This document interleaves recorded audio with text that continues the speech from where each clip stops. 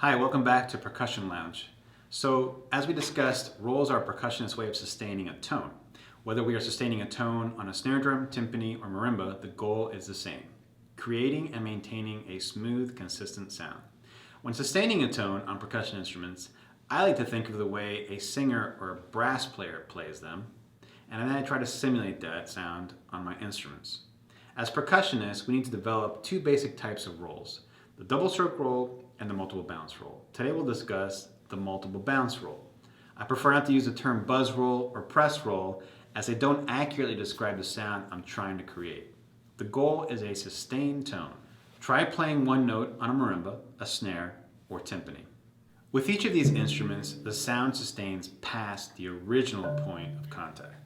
The snare drum has a very short sustain, but a sustain nonetheless. Our goal is to support that resonance. The multiple bounce roll is the one I play in classical situations. Specifically, I use a triple stroke roll most of the time. Certainly there are musical situations that require more density or more breadth, and I just adjust my roll accordingly. But most situations call for a triple stroke roll. As I mentioned, my goal is to play a roll with a smooth, sustained tone, like a singer.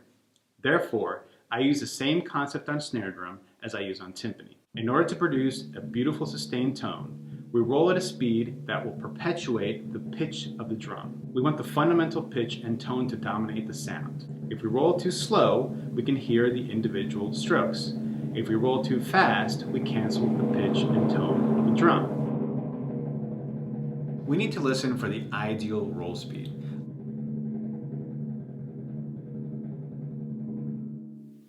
On snare drum, we need to apply this concept on two levels: the speed of the arms and wrist, and the rate of bounces in each hand. Let's look at the latter first. With the snares off, play single strokes at a moderate tempo and gradually add pressure to the fulcrum. First you will hear doubles, then triples, then 4 or more strokes, and finally dead strokes. Gently release pressure until you hear even triple strokes with lots of tone. Try this with both hands and match the sounds as close as possible. The appropriate rate of bounces will produce the greatest tone and therefore the best sounding roll. We also need to listen for the ideal roll speed. Likewise, on snare drum when we play multiple bounce rolls. With the snares off once again, start with a slow roll speed and gradually increase the tempo. Keep going past the optimal roll speed until you are rolling much too fast. You will hear less tone and more beats. Decrease the tempo until you arrive at the ideal roll speed once again. This is the point where the roll sounds sustained and with a beautiful tone. In the following exercise, I will play 3 strokes in each hand and accent the third note of each group. This is to compensate for the fact that the 3 bounces will successively decay and produce an uneven sound. As the tempo increases, the accents will disappear. This will produce a smooth roll with a bit of space in between notes, which allows the drum to ring. This also increases the projection of the instrument when you play in a large concert hall. Notice that I will use plenty of arm motion to fill out the roll, project my sound, and increase my endurance.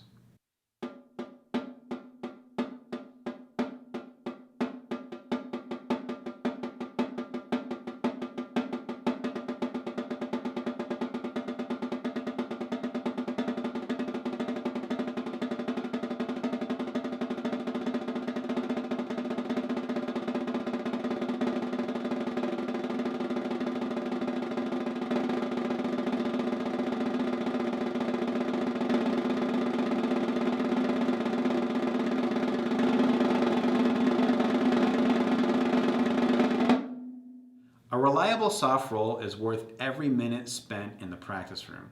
Many times the soft roll is completely exposed in concert.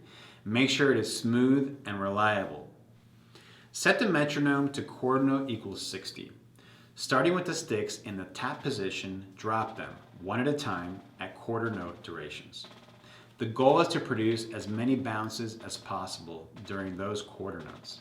It is essential to match the hands as closely as possible in articulation, volume, pitch, and length. Even though you are playing slowly, try to make a continuous sound. Keep the tempo at quarter note equals 60 and play the same bounces in a triplet rhythm. Start by slightly accenting the first note of each triplet. Gradually remove the accent until a smooth, continuous roll is obtained.